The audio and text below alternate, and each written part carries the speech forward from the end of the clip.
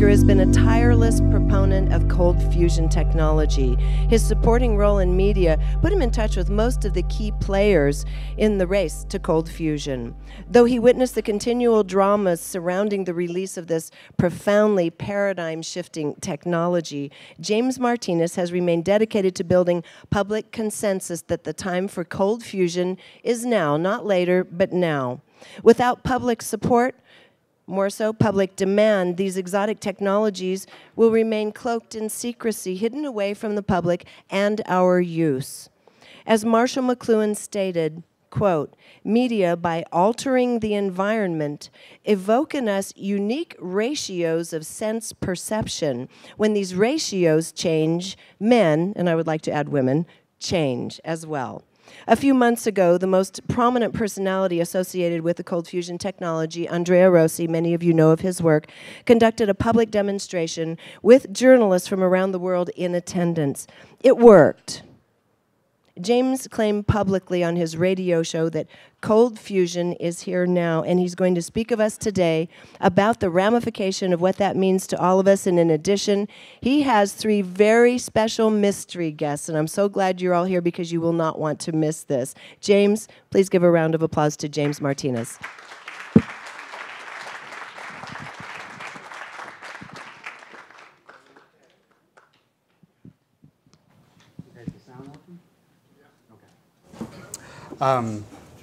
First thing I want to do is say thank you to a lot of people, and they know who they are. Olivia, Joel Garment, Regina and Scott Meredith, Walter Bowart, Russell Means, Colonel Fletcher Prouty, David Icke, Stephanie Paulus, Robert and Jerome, the people that have organized this. I know you've spent enormous amount of time and effort to do this, you guys. You guys, really, I don't think people realize how much effort you put into this, but I want to thank you for all that. Also, what I'd first like to do is, I said this when I was in Europe, and a lot of us know that the big changes right now are going to be monumental. There's a lot of violence in society right now, big, huge changes. Our Bill of Rights, Constitution, and everything are changing right now, unfortunately. Freedom of speech is no longer free. And I think it's the rise and the big emergence of these changes technologically are going to be happening right now. What I want to emphasize is that there's a lot of people that have big titles. Director of, President of, Her Majesty, whatever. And titles don't make men or women, courage does. And you guys are a part of that. So don't ever be intimidated by the powers that be, because I'm certainly not. And what we're going to be doing here in the next ongoing months is going to basically the rise of the people, the people's voice, is going to be coming to worldwide television for everybody. I can go ahead and say now officially that after kind of a surprise, and I have to thank Scott and Regina for this because I didn't even know this was happening. Scott called me up and said, you know, there's this new network coming out called The People's Voice, and I think you should talk to David Icke about this. And I went, really? Okay, so I met with the producers, had a long talk with them, kind of gave them my resume and intentions of what I'd done previously and what I was going to do. And then I sat and waited around because I thought I was just going to be doing the weekend show. And that was fine with me because most of my life, since about 20, I've been working kind of secretly, living a kind of double life, mostly because of this cognitive dissonance issue, and I don't feel like I should explain myself to everybody all the time. I have to deal with it every single day. But now, because of the situation we're in, I decided, okay, I'm going to take the lead position for the main show, for the People's Voice, coming to you 24 hours a day, looping. There's a lot of people that are going to be involved in this. I hate to say the word lead, because I don't consider myself the leader. I'm just one of the trigger men associated with releasing all of this new technology and news out, because we've got a situation now where the world that we're living in is a total information environment. Most of the Western world has been electrocuted. Electrocution is affecting our communications, it's affecting our perception, it's affecting the way we process information, determine what is news, what is not news. We have this situation where we have instantaneous man all the time, which means when information goes out, it goes out everywhere instantaneously. Everybody knows that when you send an email out, you're really sending out to the entire world. It changes the structure of communications, security, everything. But what I want to begin with right now is this message from my good friend David Icke, and I'll go ahead and play this video. Hello and welcome to everyone in Colorado at the Energy Breakthrough Movement, and welcome to the People's Voice. For anyone that wants to communicate suppressed, oppressed information, well, this is their dream come true. Because, let me show you around. The People's Voice is a non-profit making 24-hour worldwide radio and television station that came from an idea we had only in May, and here we are in October with a studio, a newsroom, the technology to run the newsroom, lots of volunteers and people from all walks of life all over the world have made this possible by donating £300,000 in a initial campaign to raise the money to create this studio and everything that goes with it. And you can see that the technology is as good as you'll find anywhere in the mainstream, and that was the thing we wanted to do right from the start, to make sure that the People's Voice could give the people a voice and give the people uncensored information worldwide 24 hours a day with a quality and a potential that matched the mainstream media. And to give you just an idea of what I mean by quality and potential and technology, this is the gallery. This is the gallery that has come from a top-class mainstream television studio in London. And because of the help we've had, because £300,000 sounds a lot of money, but actually it's not quite pennies, but getting there in terms of the cost of putting on a television operation of this kind. So we're going to air on November the 18th, and we have a great range of programs which are spanning across the great spectrum of suppressed information. Everything from the manipulation of politics and banking. We have live news programs out of London and Los Angeles every day, to the nature of reality, the true nature of science. And of course, what your conference is all about fits very brilliantly into the whole brief of the People's Voice and what we're trying to communicate to people. Because energy is fundamental to control, and it's fundamental to choice.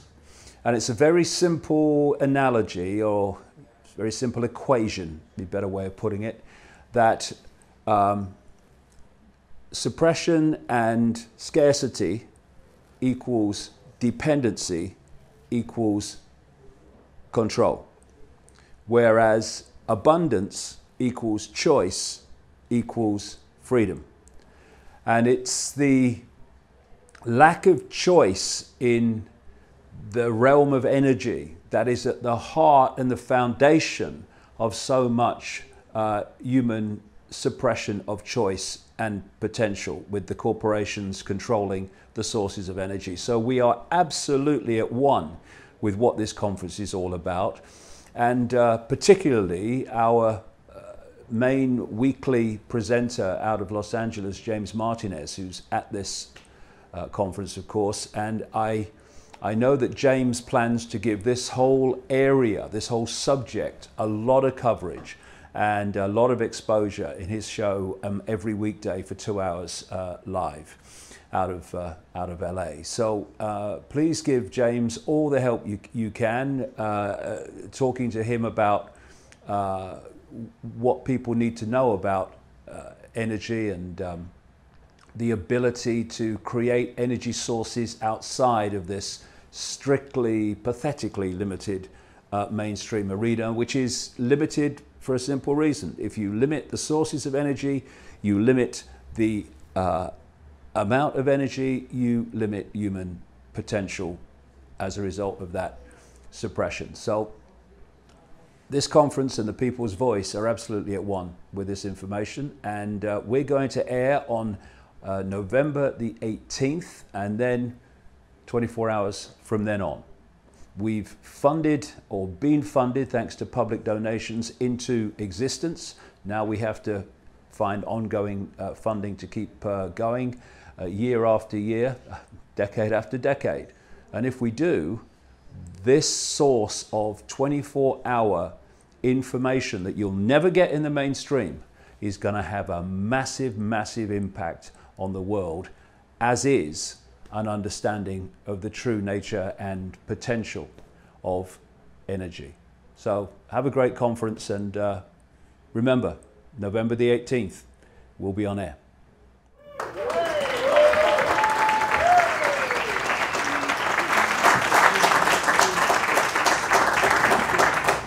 Okay, so as you can tell just based on that, when you've seen the backdrop of the London offices, that this is going to be a major shift in terms of coverage. When I first started in radio, I didn't plan on doing radio at all. I kind of fell into it because I had a big angst to do with the banking industry, and I'll get into that in just a moment.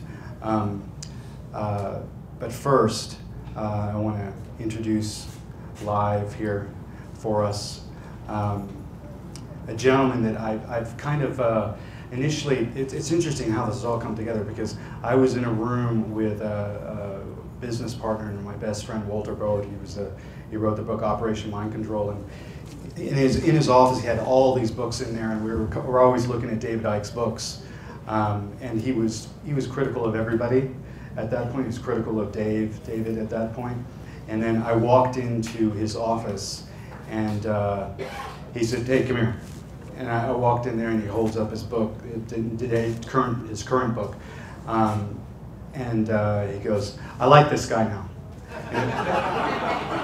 And the title of the book, I don't know it precisely, but it was something that the real truth is love, and the rest is illusion, something to that effect. And he completely changed his attitude. And I remember sitting down with him for about an hour, and him just going off on me, saying, eventually you're going to cross paths with this guy. And I was aware of all his books, and I knew he was speaking all over the place. And I didn't realize that it would happen in this way.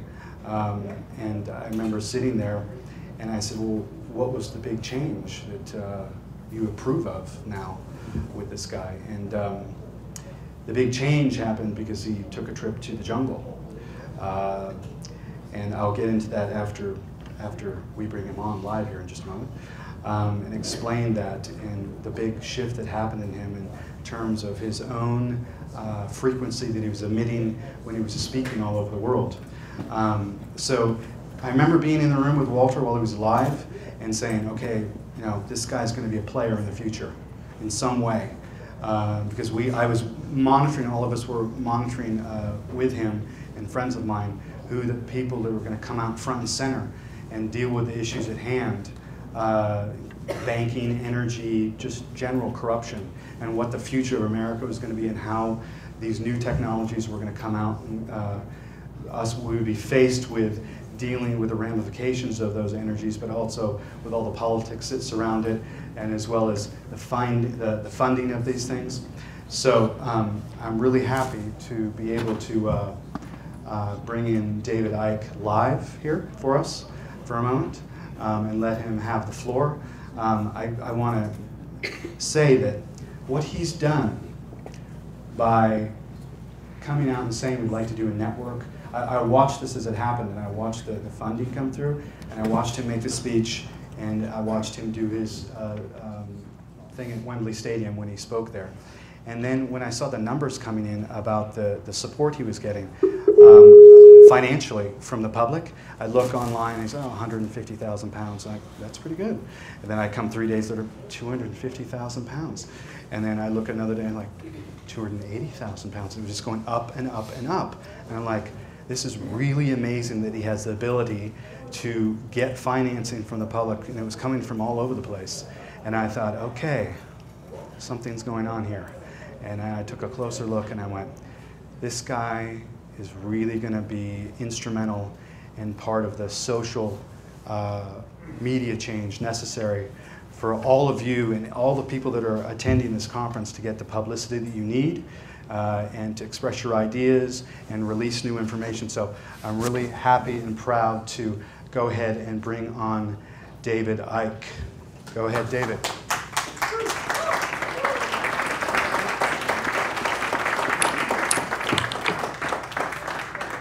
Oh, here I am, eh?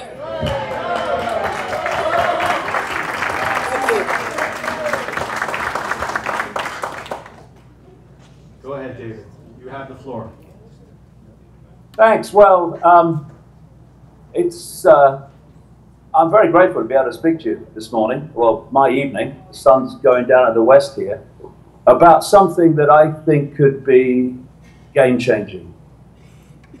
You know, we talk about energy and the creation of free energy and cheap energy, but there's another kind of energy which actually makes the world go round. And that's the energy of information, of possibility and potential that is in the energy field all around us. And when we get on a wave of that energy that says something's time has come, then there's no stopping it. And what and a number of incredibly motivated people are in the process of creating is something that stepped on a wave in very late May. What happened was that a mainstream, main national newspaper journalist with a concrete mind walked through my front door to interview me for over many pages for a Sunday magazine. And he walked in with his story already written. He talked to me for 3 hours. It made no impact upon his previously written story in his head, and he went away and wrote that story. And I sat down. I've been on this road now for 25 years, and I thought, what are we going to do here? Because there's no way we are going to get this suppressed information that people must hear if we're going to live in a world of freedom and the true potential of humanity. The kind of information included, of course, that this conference is all about. We're not going to get it out through the mainstream media on the scale it needs to be circulated. A synchronicity, which of course is this energetic synchronicity, this time has come synchronicity, would have it. A few days later, a friend of mine, a cutting-edge, world-class healer called Mike Lambert, about 5 minutes away from me he lives, on a little island off the south coast of England. He said, hey, he said, there's an internet radio station for sale on White Bay, and White Bay is the Isle of Wight, it's a little island. It's our version of eBay. It's not quite as big, but you get the feeling of it. So he had a look at it, and it wasn't for us, but something had been triggered. The synchronicity of that interview with a journalist and this internet radio station. So kind of me being me, I thought, well, let's bloody go for it. I can see this now. Not an internet radio station alone, not an internet radio station in someone's back room. Let's have a global radio and television station broadcasting this information 24 hours across the great spectrum of subjects. And of course, it seems like a dream, but you know, so many dreams never manifest because people think they'll never manifest. So we had this idea, just two of us, and a month later, 5 weeks later maybe, we had raised £300,000, $500,000, to set this up with technology that is as good as anything you'll find in the mainstream media. And there's synchronicity again, because even though £300,000, $500,000 sounds a lot of money, and it is, but in televisual terms, in terms of what we're determined to achieve, it's not quite pennies, but it's getting there. But we have had gifts, virtual gifts of technology and other help that has allowed us to create an operation here in North London that is beyond anything that £300,000 should ever buy. As a result of that, we have created a situation here with incredible support from people in Britain, all around the world. I mean, you know, that £300,000 didn't come from England. It came partly from Britain. It came very significantly from America and all around the world, because this is a global subject of global importance and global significance. And another part of this wave is that we have reached the point, like I say, I've been on this journey for 25 years. We have reached the point, as this is happening, where the awakening of people to not only what's going on in the world, but to the nature of reality and the nature of self, and the understanding that the world is nothing like, on any level, like we thought it was, where there is enough people and enough interest, not only to put this, the people's voice into being, but to sustain it. And so here we are, 5 weeks, as I speak, away from going to air with 24 hours of programming, both sides of the Atlantic. James there will be our weekly live presenter, 2 hours a day. And of course, there'll be a lot of coverage of the kind of information that is being discussed at this conference. And Sean Stone, I think, is in the audience, and he's also going to be presenting with us. And what I wanted to do with this is to bring the dots together. There are so many fantastic people out there who have dedicated their lives to communicating different parts of this information. It might be the way the banking system is manipulated, the way governments are controlled by hidden forces. It might be the suppression of the knowledge of sources of energy that could set the world free, like you're talking about in Colorado. It might be about the nature of reality. It might be about health. It might be about the pharmaceutical cartel, which is at war with human health and at war with the human immune system. It could be all of these things that people are pushing out there. The effect of vaccines, the lies, and all the rest of it. What I wanted to do was to bring it together, not to replace those people, the more the merrier, I say, but to allow in one place the dots to be connected. Because we cannot understand the world of the five senses with all the conspiracies and the banking scams and the political scams and the manipulation of science and the hijacking of what they call reason, without understanding the nature of reality and so much more deeper information about how this world is really controlled from the shadows. And, you know, when you look at mainstream science, it's an interesting point I just mentioned there, and so relevant to this conference. Mainstream science and that which manipulates and controls it has actually hijacked what they call reason. It has hijacked what they call logic. Because what is reason and what is logic? It is the the perception of reality from a certain knowledge base, from a certain information source. From that information source, in the sense of, in the case of mainstream science, although we have quantum physics, and it has to acknowledge the existence of quantum physics, it's, as we say in Britain, it cocks a deafen and looks the other way, because it really doesn't want to go there in terms of the spectrum and the spectrum of different disciplines, because quantum physics, if you really get in there, knocks out of kilter all the other belief systems we call scientific disciplines. So what reason is and logic is to mainstream science, when it ignores quantum physics as best it can, is based on the fact that this world is solid. I cannot express, in my opinion, just how important that is, because everything comes from that.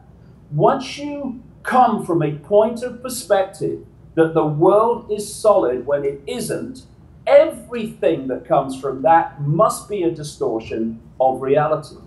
And so, for instance, let's give you an example of what I mean about hijacking reason and hijacking logic. If you say to a mainstream scientist that you think there is validity in homeopathy, if they don't laugh, they will cringe and break out in fury in the case of people like Professor Richard Dawkins and such like. Because from their point of reason and logic, homeopathy is impossible. Because you can't dilute a substance until the substance is no more and have any effect on the body, because they are saying physical substances can only affect physical bodies. But if you go to another point of information source, from another point of perception and perspective, you realize that actually everything is energy, and energy is information. And there's a video you can see on YouTube, which was made by researchers at the Aerospace Institute in Stuttgart, who were studying the properties of water. And they developed a way of photographing information in water droplets. And what they you see on this video is that they got a big tank of water and they put a flower in it. They took the flower out and then they photographed the individual droplets, or some of them, of course.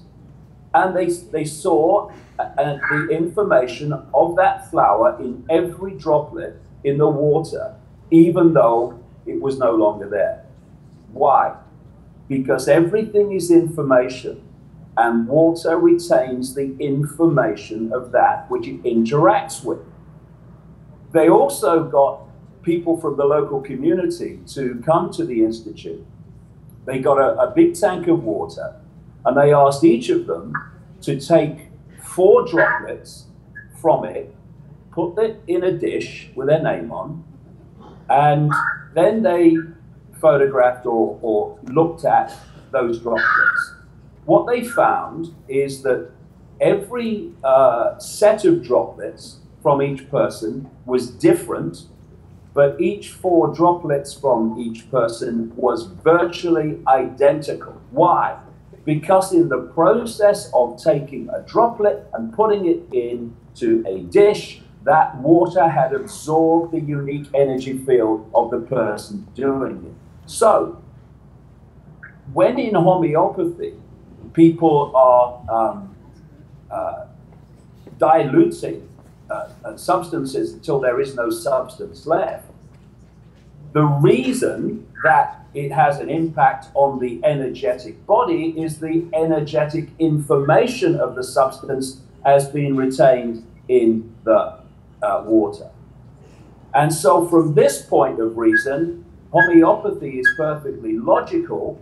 From the mainstream science point of reason, it's ridiculous. And by hijacking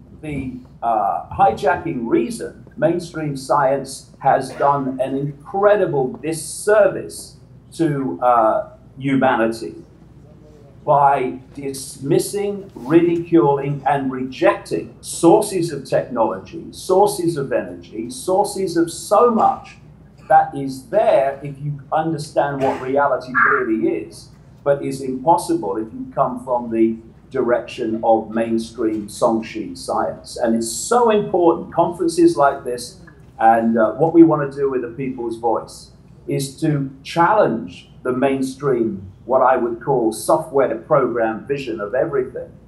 Not with aggression, not with condemnation, but with information. The People's Voice philosophy is this: information, uncensored, apart from the laws of libels. We don't want to say anything about anyone that's not true.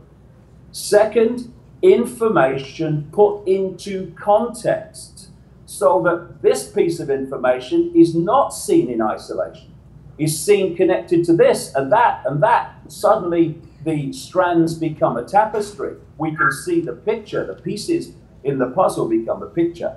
And thirdly, absolutely crucial, that everything we do is in integrity.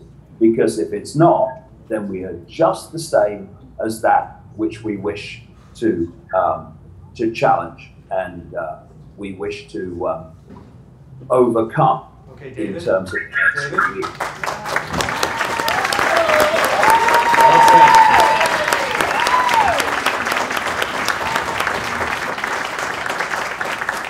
You want me to carry on, James? You've got to ask me a They question. just informed me I'm on a time schedule, and I've got to continue on, but I didn't want to interrupt you, but I want to thank you for coming on and taking time out to speak to everybody here.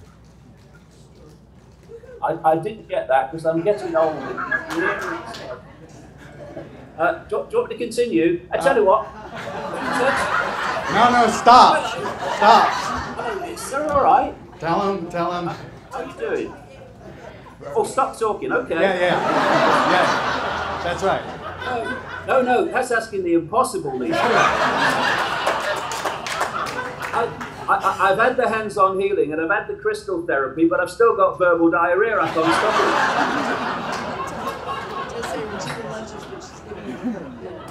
it. Regina loves you, but she's giving you the hook That's now. what I need to hear, and then I can answer.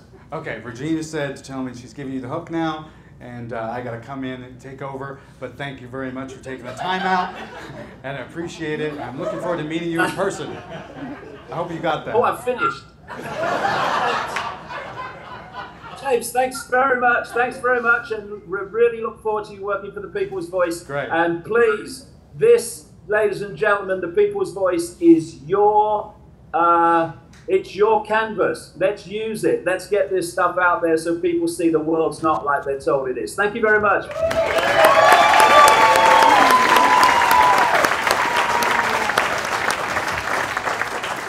Okay, so how much time do I have?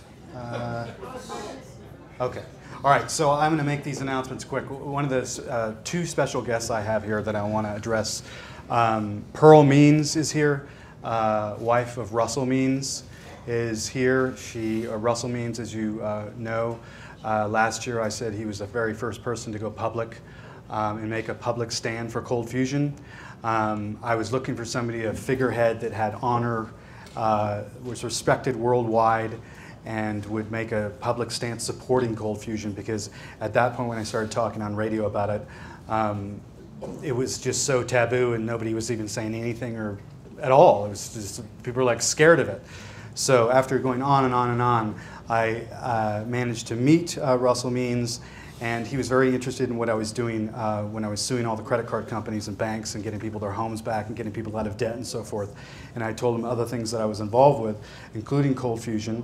And what happened was he called me. I was standing in front of a grocery store, and he called me right out of the blue, and he says, "James, Russell Means, can you get me a cold fusion unit?" And I'm like, like, I didn't know what to say because it's like a big request because they aren't even out on the market. And I was trying to explain to him, that's a big deal to be asking for something like that. And then after I finished talking with him, I hung up the phone and went, well, he's asking for it. Russell Means is asking for it, so that's different. So I made arrangements to see to it that Russell Means and the Lakota Nation will be given the first cold fusion unit when they become available, per his request. Considering everything that the American Indians have had to go through, I wanted to make sure that that followed through, and Berlin Energy is going to be doing that. I spoke to those guys at SRI International. When I went up there, I took Pearl Means up there, met her there. She met all the entire team, and I said, you know, Russell Means was the first guy for anybody to make a public stand and actually come up and say, hey, listen, we need to be paying attention to this and we need to support this publicly, everybody. And he was the first to do so. Sadly, he became very ill. He didn't have the time and the ability to go out publicly. I wasn't talking to him too much when he was ill, but I had many conversations about him. And when I spoke to him and finally got confirmation that I was able to do that for him, I'll never forget his voice on the phone. He was like relieved. He was like a very peaceful, calming relief that he was able to, that he was going to receive that gift from Berlin. My other guests that I brought here, and I wanted to be here, I consider a huge ally and a good friend, is one of the people on a show called Buzzsaw. Is the son of legendary filmmaker Oliver Stone. Sean Stone is sitting right there in the back. I asked him to be here because he's going to be participating with the People's Voice. I consider this gentleman a guy with a lot of courage, because it's hard to tell people's motivations when they're getting into this field and what they're doing for, but I feel this guy is kind of a heart-centered person, and he is coming out front and center, covering some of the stories that mainstream media won't even get near at all. He's co-hosts with Tyrell Ventura. My understanding is that when Conspiracy Theory, the television show, ended, these guys decided to put this show up. It's very good. A couple of people here have been on that show, including myself, and he's going to be participating with the People's Voice. So I want to thank Sean Stone for participating in his assistance and things that he's done to help all of this movement move forward for everybody on everybody's behalf. So thank you for that.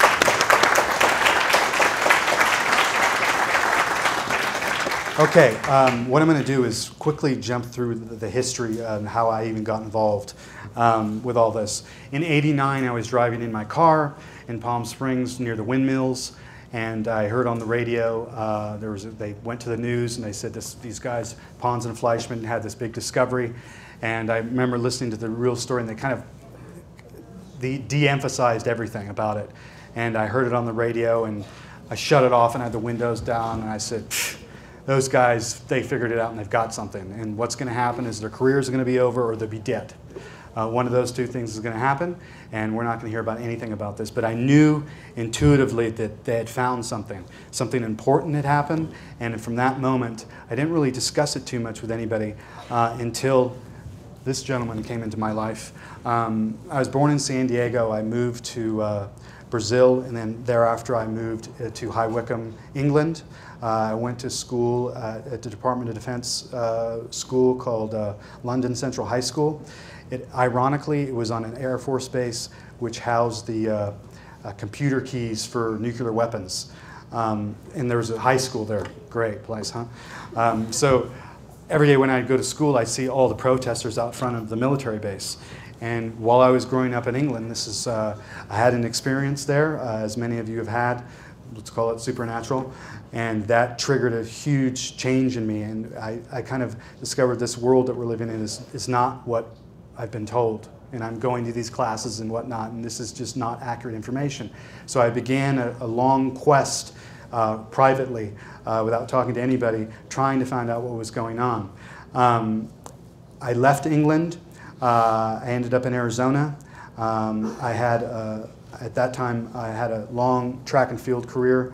I went to University of Arkansas. I met somebody there because I had severe injuries. I met somebody there and had a quiet meeting with them, and that meeting ended my career. I also dropped out of college, and I decided that I was going to direct my life in a completely different way. After that, I started getting involved with investigating things on my own. I worked with 2 ex-federal agents, 1 naval intelligence officer, and I had a very skilled way of accessing and getting information for people. I didn't know what I wanted to do with my career.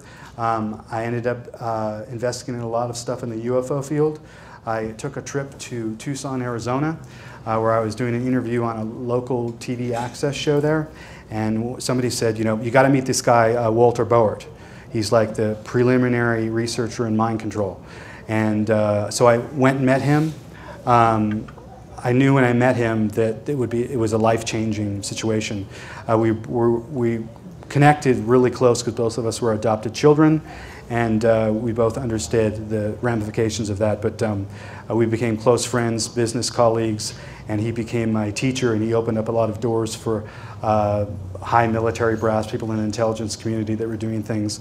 And then I found out the true story behind the unveiling of Operation Mind Control. He was also the creator of the East Village Other in New York, which is the kind of first underground press syndicate alternative newspaper in New York. He testified before JFK regarding the use of psychedelics. This was his, the book, when he did this, he regretted putting this together because of what we hear today all over the place of saying mind control this, mind control this, mind control this, because he failed to put the important pieces of this technology because he thought that instead of talking about the negative aspects of the dark forces manipulating human beings, that you should put the positive aspect of it. So when I met him, he kind of took me under his wing, and we put together the Freedom of Thought Foundation. And the Freedom of Thought Foundation primarily was designed to repeal the National Security Act and promote cold fusion and support it. This is way back when. And the people involved with that were Fletcher Prouty, Colonel Fletcher Prouty, Colonel Tom Bearden, myself, Walter Boert, and some other psychiatrists that he knew. And the reason we did that is because all of us here, we don't have access behind the national security curtain at all. So we don't really know precisely what's going on at all. And the only way we're really going to find out is if that is repealed. And I was a young guy during this time, and I was like doing a lot of listening, but I'd get on the phone with Fletcher Prouty and these other people, and I'd say, and he put me on the phone with him, so like, look, talk to him, tell him what you think. And I'd say, okay, well, you know, we can't have the situation where it is, we have cold fusion now, and that's where it started. And then he moved to Los Angeles because he wanted to get in the film business. And I kind of warned him, I said, well, do you know what you're getting yourself into? I said, it's a very competitive, very tough business, but he insisted that he wanted to bring all of his screenplays, and including this book, to the public, and he wanted to go very public about it. So, while I was living in Santa Monica, I had a real problem with abuse of power with banks. The banking industry, I feel, and the people who run the banking industry need to be put in jail, basically. So instead of getting up and complaining about it, I took an active role in getting people out of credit card debt and getting their homes back. And I was doing it very quietly, and I did it with a group of people in a company, and we beat the banks and got people their homes back. And that's probably about $850 million. And I didn't do anything about it. I just did it. I didn't decide to go into radio at all, because I wanted to find out exactly what was going on behaviorally with people that got into this amount of debt, because it's not just going into debt, it's the whole psychological kind of assault to the senses of people that get tied up into that. And I've talked to some people here that have dealt and had to do with how to deal with the foreclosure issue. So what ended up happening is I was telling Walter Board, I said, listen, I'm just hammering the banks, and this is how I'm doing it. And he used to call me the anti-banker. And I said, look, the only way we're going to be able to do anything and deploy cold fusion is to deal with the banks. And then we had this secret meeting, and he sat down and he looked at me, and he said, you know, technology dictates modality, James. And I'm like, okay, good, fine. And I took off. I didn't understand what that meant exactly. What he meant to say is that the ramifications of technology and what it does to human perception, culture, and everything is going to play a role in money, war, how we spend our time, how we spend our energy. And he said you need to look at the media ecological ramifications of cold fusion. It's not just an energy source. It will have deep, deep effects in culture itself, which is why it's so controversial.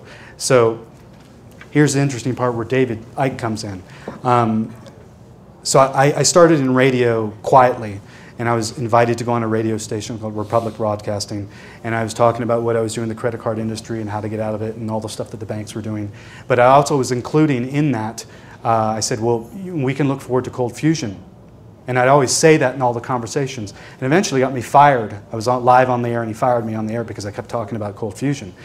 Because I said, look, let's stop pointing at all the problems and start talking about the solutions. Now, anybody can point at all the problems. Anybody can do that all day long. And people do it on the radio all day long. But we don't talk about the solutions. And I felt that I would always include that in my discussions regarding anything to do with finances. Because I'm not an economist. I'm not, I know I have contacts with big people in banks. So then came the big change. Same thing that happened to David Icke happened to me. I was talking to Walter Boert, and he said, listen, when he showed me David's book, he goes, see, he changed. Do you understand what just happened to him? I'm like, no. And he said, well, look at this. And he said, and he gave me this book called, you know, The Vine of the Dead, the ayahuasca medicine. So at that time in my life, I was very wound, very angry, very irritated with just generally everything that was going on. I took a trip down to Peru. I went through the process of kind of the death process and being reborn. So when I listen to David, I know where he's coming from. He's coming from right here. And this is a place where everybody's got to be as we take on this whole situation that's going to happen, which isn't going to be easy. It's going to take a lot of effort and work. So here's the interesting part. I was down there. Last time I did this conference, immediately about a month later, I went back to the jungle. And I met privately with the shaman down there. And what's interesting about this guy is he's never been outside the outside world. He's basically been in the bush in the Amazon his entire life. And I know some of you have even dealt with him. And I met with the two shamans privately, and they said, I said, what are you here for? And da da da. And then they were translating, and the shaman's just looking at me, smiling, and he's smoking this thing, and he's just blowing it in my face. And he goes, he doesn't say anything because he's a real simple guy. And he says one line, and he says it to the other shaman, and he translates it to me. He goes, so you're here to overthrow the government. That's what he said. And I just looked like this and went, yeah, I am. Because I was saying what I was doing before. It wasn't the first time I did this stuff. So I was kind of a veteran with this stuff. And he knew what I did before. And because you see, it was because being down there that I got on radio in the first place. So I sat down, and they knew exactly who I was. And he sat down, and he was just sitting there. Because this guy's been in the bush his whole life. So as I went into this altered state with the ayahuasca, I actually looked at cold fusion. And I looked at it, and it's like mini suns, thousands of them, shooting out this energy. And I was trying to explain it to the shaman, and he was just sitting there going, and blowing smoke in my face. And then, because I was deciding whether or not I wanted to continue dealing with this, because it's not been easy at all. So I did that. I said, okay, we're going to move forward with this. And I continued on radio. And I did various appearances on national and local radio. And then I decided, okay, we're going to move forward with this. So let me just quickly go through some of this here. This is my life. Every time I go, I have to deal with this problem. And everybody's heard the movie where Jack Nicholson says you can't handle the truth. Well, I'm really conflicted about whether or not we should have secrets or not, even though I know the NSA and DIA and National Reconnaissance Office and everybody else, they're all listening to this and want to know what we're going to do and everything. I knew all that a long time ago. The whistleblowers that occurred before Snowden were out. One of them's name is Marty Kazar. He was the subject of Enemy of the State. And he told me, he said, look, what the NSA is doing is way, way beyond anything that Snowden is doing. And this is really what I've had to deal with, is especially with cold fusion, because I still would talk to some people and it's like the information's not getting through and people are like stuck. So I have to use certain methods to go around that, whether it's language patterns, embedding, suggestion, whatever it is, to get people to understand that cold fusion, this is the answer to most of our problems. I'm not lessening any of the other technologies that have been spoken about here at all. All of them are important, but this is what a lot of us are going to face, because I get people that are angry with me, walk away, face judgment, everything. I don't care anymore, but this is like a big thing I deal with all the time. This guy right here, Russell Means, I know he's a part of all of this. He's always going to be a part of the historical record for cold fusion. I consider him, even though he's in another world right now, I can still consider him an ally and a close friend. Pearl Means is sitting in the audience there. She's going to be a much more public figure now, handling some of the work that he did while he was alive. And I always pay homage to him for coming out publicly. Hi, Pearl. And doing so, and I'll be very grateful for him being in my life. This is basically what I've been talking about on the radio, that Marshall McLuhan, when he came out talking about the effects of media and technology, this is the tetrad associated, and this is talking about the effects of the computer. And I won't go too much into this, but every new technology that comes in has effects not only financially, physically, culturally, and so forth. And one of the things, because I'm not a scientist, I get people to open up dialogue to talk about the effects of technology. So it prepares us. Because one of the things when I was dealing with Walter and other people is like, he said, you know, can humanity handle this? Are we ready to deal with this? And that's why I was talking about on radio, is to get everybody ready for it. Because it's coming, the train has left the station, so it can't be stopped.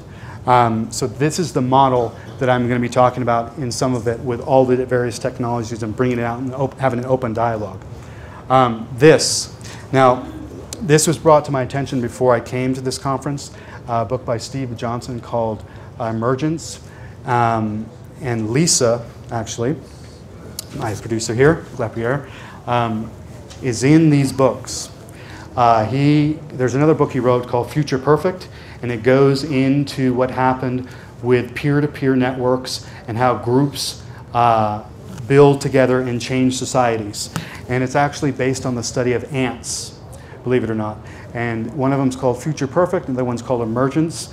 And right after I met you, this book was sent to me, and I'm reading through the book, and it goes into how Occupy Wall Street, all those millions of people watched that.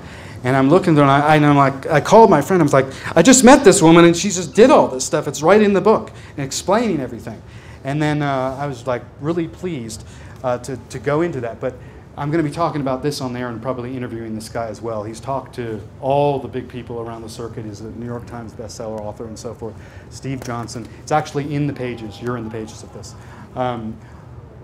People's voice. Now, what I want to say is also, prior to coming here, one of the interesting synchronicities that happened with unleashing and talking about all this is I was over to a writer's friend's house before I came out here.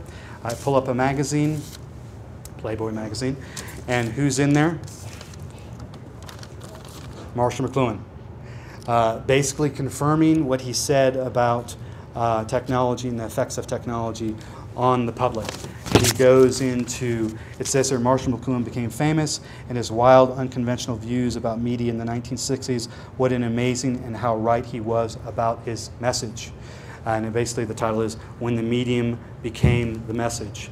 So I'm going to be including all of that kind of as a safety mechanism for everybody to be prepared to talk about all these new technologies coming in for everybody. So I want to let everybody know that all the speakers here will all be underneath the umbrella of the People's Voice. You will always have a place to come out and speak, and uncensored. And I don't want anybody to feel like they are not ready or they're not prepared to go on that type of thing, that massive audience, because we need you now. And anybody that is going to be part of that, please talk to Lisa sitting right there about that. All of you will be contacted. Everybody that's participated in all of this will be contacted. All of be giving you all equal airtime, so all of you we can all together begin this process. How much time do I have? 1 minute. Okay, so I want to thank everybody very much for all the support that people have given me through the years, getting me where I am. I'm very grateful for all of that, and I look forward to working with all of you in the future. Thank you very much.